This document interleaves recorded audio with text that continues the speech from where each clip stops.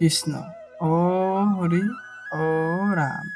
প্ৰথমতে আপোনাসকলো বাপ আইসকলকে বহুত বহুত ধন্যবাদ, কাৰণ আপোনালোকৰ মৰম আৰু আশীৰ্বাদৰ বাবে আজি আমাৰ এই মহাপুৰুষীয়া চেনেলটোত 1000 জনৰ পৰিয়াললৈ পৰিণত হৈছে।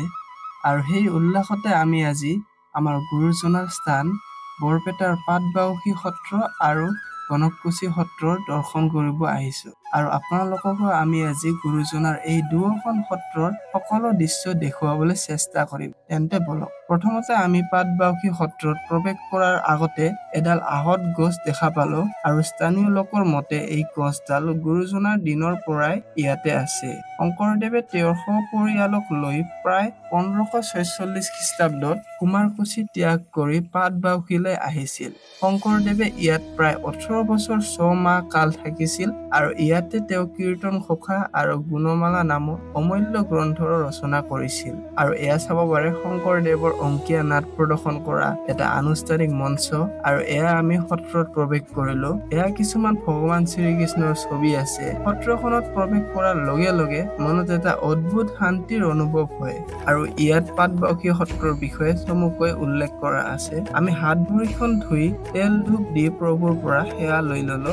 বৰ্তমান সময়ত গুৰুজনাৰ কীৰ্তন ঘৰৰ মেৰামতি চলি আছিল, সেইবাবে আমি কীৰ্তন ঘৰৰ দৰ্শন কৰিব নোৱাৰিলো। এইবোৰ কিছুমান ভাগৱত গীতা, কীৰ্তন ঘোষা আৰু নাম ঘোষাৰ শ্লোক উল্লেখিত আছে। আৰু এয়া হৈছে শ্ৰীমন্ত শংকৰদেৱৰ সংগ্ৰহালয়। ইয়াত গুৰুজনাই ব্যৱহাৰ কৰা সামগ্ৰীসমূহ ৰখা হৈছে। এয়া চাওক, আহোম ৰজা প্ৰদত্তয়ে 1800 খ্ৰীষ্টাব্দত এই সত্ৰত 2খন পিতলৰ শৰাই প্ৰদান কৰিছিল। আৰু এয়া শংকৰদেৱৰ দিনৰেই মণিকূট। আৰু অন্য এখন শৰাই হ'ল এইখন। আৰু এয়া কিছুমান গুৰুজনাই তৈয়াৰ কৰা কাঠৰ শিলালিপি, আৰু এইবোৰ গুৰুজনাই অংকীয়া নাট প্ৰদৰ্শন কৰাত ব্যৱহাৰ কৰা কিছুমান কাঠৰ মুখা। আৰু এয়া হৈছে গুৰুজনাৰ বিখ্যাত গ্ৰন্থ গুণমালাখন, লগতে কীৰ্তন ঘোষা আৰু অন্য কিছুমান কাব্য ইয়াত সংগ্ৰহ কৰা হৈছে। আৰু এয়া তেতিয়াৰ দিনৰ কীৰ্তন ঘৰৰ দুৱাৰ। সংগ্ৰহালয়ৰ পৰা ওলাই আহি আমি সত্ৰখনৰ অন্য দৃশ্যবোৰৰো দৰ্শন কৰিলো।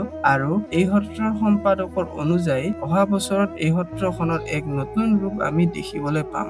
আৰু এয়া চাওক, শংকৰদেৱৰ দ্বিতীয় পত্নী কালিন্দী আইৰ বাসগৃহ, আৰু ইয়াত কালিন্দী আইৰ শোৱা বিচনাখন ৰখা হৈছে। আৰু এয়া হৈছে পাটবাউসী সত্ৰৰ মঠ, য'ত আমাৰ গুৰুজনাৰ নিজৰ পদচিহ্ন স্থাপিত আছে। আৰু এয়া হৈছে গুৰুজনাৰ গা ধোৱা গৃহ আৰু গা ধোৱা শিলাটো, আৰু এই গৃহৰো নিৰ্মাণ চলি আছে। আৰু এয়া কালিন্দী আইৰ পাতকোৱা, যাৰো নিৰ্মাণ চলি আছে। আৰু এইবোৰ দৃশ্য দৰ্শন কৰি আমি পাটবাউসী সত্ৰৰ পৰা ওলাই আহি গণককুছি সত্ৰলৈ প্ৰৱেশ কৰিলো।